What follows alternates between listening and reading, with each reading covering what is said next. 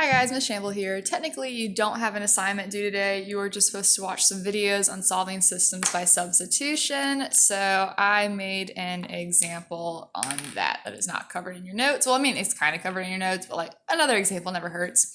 So the idea with substitution is because y is already solved for in one of the equations, or we can solve for y really easily. We can take what it's equal to and plug it in. That way we have an equation that only has one variable in it.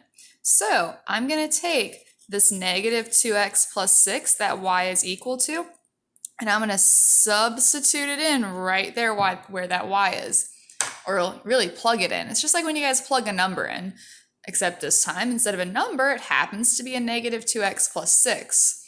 So whenever you plug something in, including numbers, you guys know you always have to use parentheses. So when I plug this in, I'm going to put parentheses around it.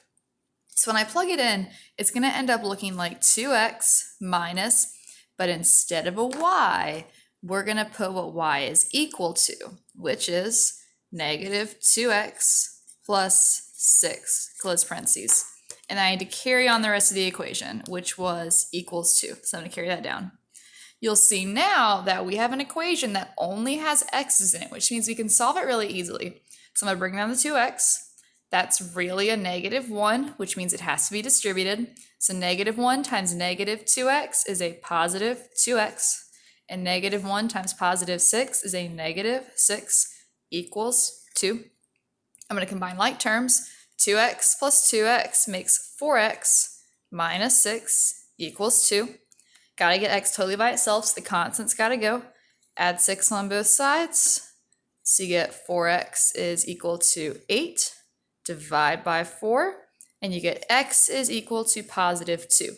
So now that you've got one variable, it's really easy to find the other one, because all we're going to do is we're going to take that x equals 2, and we're going to plug it back into one of the original equations where the x is.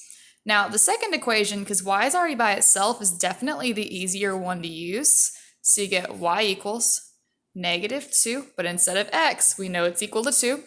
So 2 plus 6. Negative 2 times 2 is negative 4 plus 6, and negative 4 plus 6 is positive 2. So y also happened to be equal to 2, which means my very final answer as an ordered pair is 2, 2, x, y. And that's it.